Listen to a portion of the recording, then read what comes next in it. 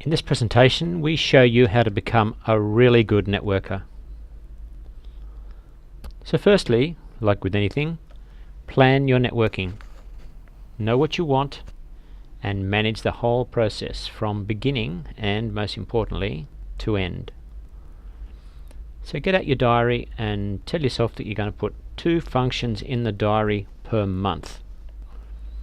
What are your aims? Who are your ideal connections?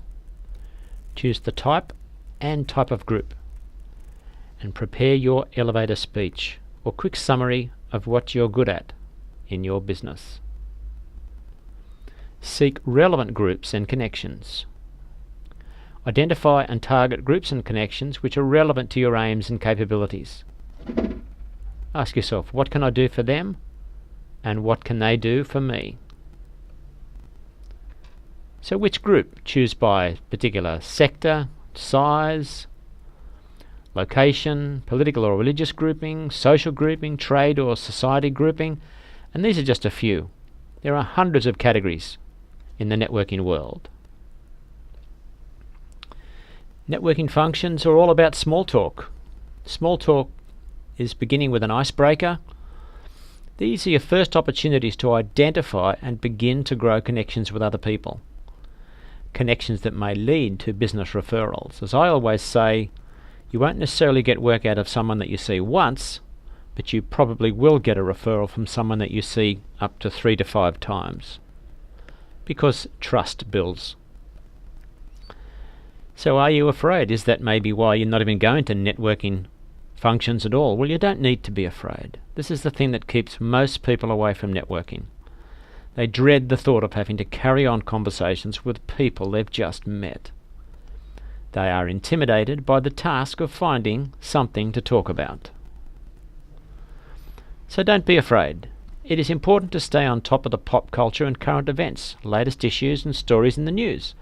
That way you will be a thought leader and news breaker and be able to join in conversations. These are some of the best ways we know to break the ice. It will help you find common ground with a person you've never met before, especially where you don't have too much in common, or so it appears initially.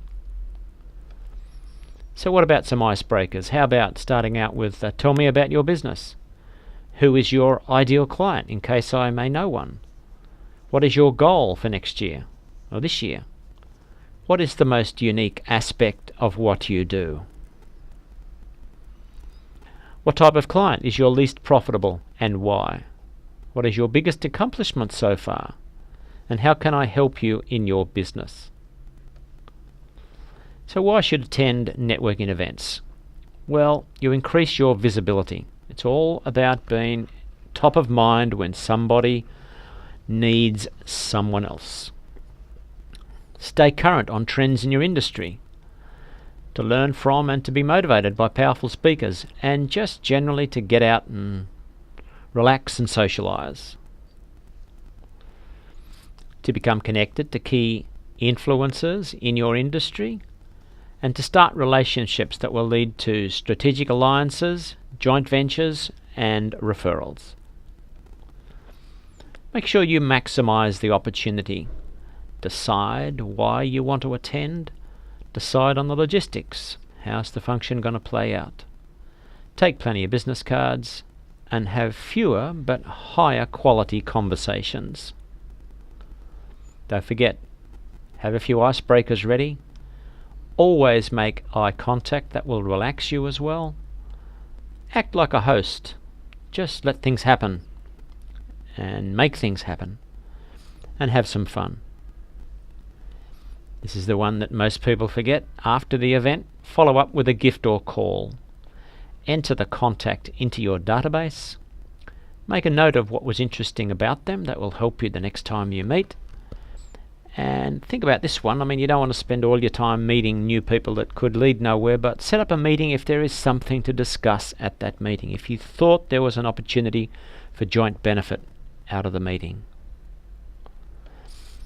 And there's one way of really controlling this is to run your own networking functions. Target a gap in the networking market. Could be there's nothing happening in your area and you can start it. Leverage word of mouth and social media. Create a LinkedIn group as a home base. Put it out there on all the sites, Twitter, Facebook, and LinkedIn, Google+. And charge for tickets, not only to cover costs, but it makes people a bit more serious about turning up. Our functions are anything from $10 to $15, but our strike rate on attendance is much better than if it was free, because free you get about half, and with a charge you might get up to about 85%, if not 100% on occasions. And to make them even more successful, serve small nibblies and a drink. Make it easy for people to start conversations. You start talking early, get people comfortable talking about themselves, introduce your speaker nice and early. Short speaker, if you provide value through a keynote speaker, a short speaker, 10 to 15 minutes. And a topic that's of interest to everyone rather than just a little niche topic. As I said before, give everyone a chance to introduce themselves and make food and drinks available after the talk. We network in Crow's Nest, BCI Business Brokers. We usually find a venue around Crow's Nest and, as I say, invite people very cheaply, $10 to $15.